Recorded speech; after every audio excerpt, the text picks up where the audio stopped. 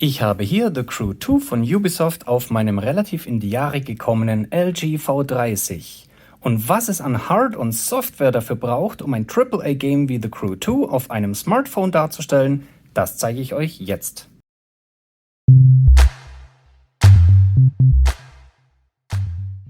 Vorneweg gleich eine Info. Das ist abgespielt auf meinem alten, relativ alten, in die Jahre gekommenen LG V30 Smartphone. Es funktioniert gleich mit jedem x-beliebigen Android- oder iOS-Smartphone oder Tablet und sogar auf Geräten, die eben nicht die aktuellste Android-Version wie dieses Gerät installiert haben. Um was geht's hier? Ich möchte euch nämlich in diesem Video zeigen, dass es für Stadia kaum guter Hardware bedarf und auch keinen superschnelle Internetverbindung. Dieses Gerücht hält sich hartnäckig und ich zeige anhand dieses Beispiels, wie das bei mir aussieht. Ich bin hier mit einem 50 Mbit Internetanschluss verbunden über das 5 GHz WLAN mit dem Smartphone und der Controller befindet sich im 2,4 GHz WLAN. Zum Schluss werde ich dann noch euch zeigen, wie es ist, wenn ich die Geräte wechsle im selben WLAN und nahtlos von dem Spiel von einem Screen, von einem Bildschirm auf einen anderen Bildschirm wechseln werde, während das Game aktiv bleibt. Das ist wie gesagt ein LG V30. Ich habe es nur oben in diese Halterung eingespannt. Das ist ein relativ altes Modell, funktioniert aber trotzdem noch tadellos, hat ein paar Macken. Und trotzdem wird das AAA-Game, wie The Crew ja bekanntlich ist, auch wirklich knackescharf, super dargestellt. Bei The Crew kommt es natürlich auf die Lenkradbewegungen an, ob die auch mit Latenz oder irgendwie versehen werden. Aber ihr werdet gleich merken, er wechselt das Auto. Aber ihr seht wahrscheinlich, ihr seht, dass er, man sieht es ein bisschen. Da ist überhaupt keine Latenz vorhanden. Das funktioniert genauso schnell, wie wenn es nativ auf dem Smartphone, sogar noch besser, weil die Rechenoperationen im Google Rechenzentrum viel schneller passieren können als eigentlich auf dem Smartphone selber. Ich nutze hier den Stadia Controller, weil ich gerade keinen anderen zur Hand habe. Der Stadia Controller ist im selben WLAN verbunden. Ich könnte ihn auch mit einer Kabelverbindung verbinden, wenn ich zum Beispiel nicht die Möglichkeit habe, auf dasselbe WLAN zuzugreifen, wie zum Beispiel bei öffentlichen WLANs, die passwortgeschützt sind. Da kann ich den Controller natürlich nicht ins selbe WLAN bringen, aber es funktioniert auch kabelgebunden mit jedem anderen, auch mit Bluetooth-Controllern. Ich könnte jeden Controller am Smartphone nutzen, der mir zur Verfügung steht, den ich mit dem Smartphone verbinden kann.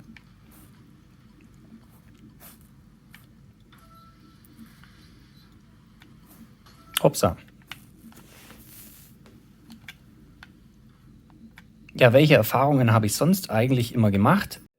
Es ist so, dass ich komplett nur noch auf Stadia spiele. Ich habe auch gar keine andere Hardware zur Verfügung.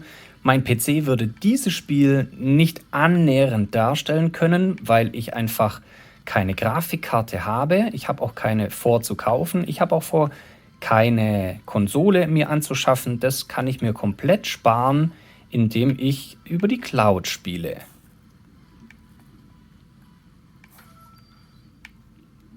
Wenn ihr das selbst testen wollt, dann gibt es auf stadia.com/games, Link ist in der Videobeschreibung, eine Möglichkeit, wie ihr 13 Games bis zu 15 Stunden lang kostenlos spielen könnt. Und zwar dieses ohne jegliche Anmeldung bei Stadia, sondern ihr braucht lediglich einen Google-Account. Ihr meldet euch mit eurem Google-Account an und habt dann 13 Games zur Verfügung, die ihr, wie gesagt, für Zeitbegrenzung von 15 Stunden insgesamt zocken könnt.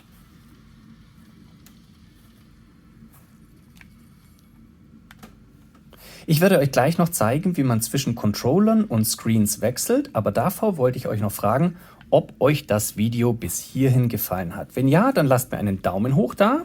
und abonniert meinen Kanal. Und ich werde noch einige solche Videos hochladen, damit ihr sehen könnt, wie das mit anderen Spielen vielleicht funktioniert. Um euch informieren zu lassen, aktiviert doch einfach auch die Glocke, dann werdet ihr von YouTube informiert, wann immer ich ein neues Video hochlade. Und jetzt möchte ich euch noch zeigen, wie ich nahtlos von einem Screen auf einen anderen Stream wechseln kann.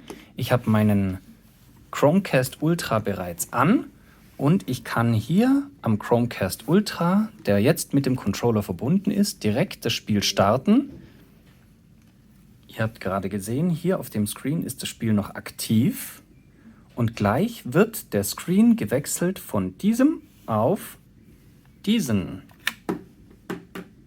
So, und jetzt kann ich das Rennen auf diesem Screen beenden.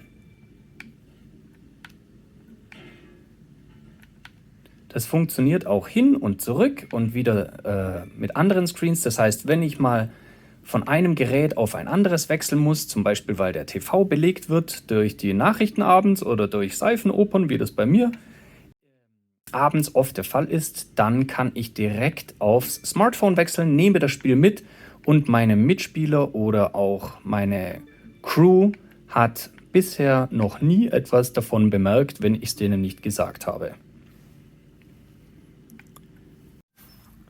So, ich bin jetzt wieder zurückgewechselt auf das Smartphone. Wie ihr gesehen habt, kann man mit Stadia sehr gut auch AAA-Games auf fast allen Endgeräten spielen, die einem zur Verfügung stehen.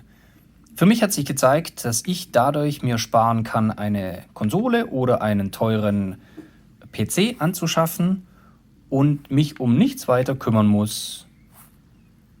Wenn euch das Video jetzt gefallen hat, lasst mir doch ein Like und einen Kommentar da und sagt mir, welche Spiele ihr auf Stadia denn schon gespielt habt und wie das bei euch funktioniert oder welchen Cloud Gaming Service ihr denn dem Vorzug gebt, um vielleicht eure AAA-Games unterwegs und auf dem Smartphone zu spielen. Oder habt ihr ganz andere Erfahrungen mit Stadia gemacht? Dann würde es mich interessieren. Vielleicht beschäftige ich mich in einem der kommenden Videos dann mit euren Themen. Und wer jetzt bis zum Schluss dran geblieben ist, der kann hier noch einen Code für 3 Monate Stadia Pro haben. Viel Spaß damit und bis zum nächsten Mal. Ciao!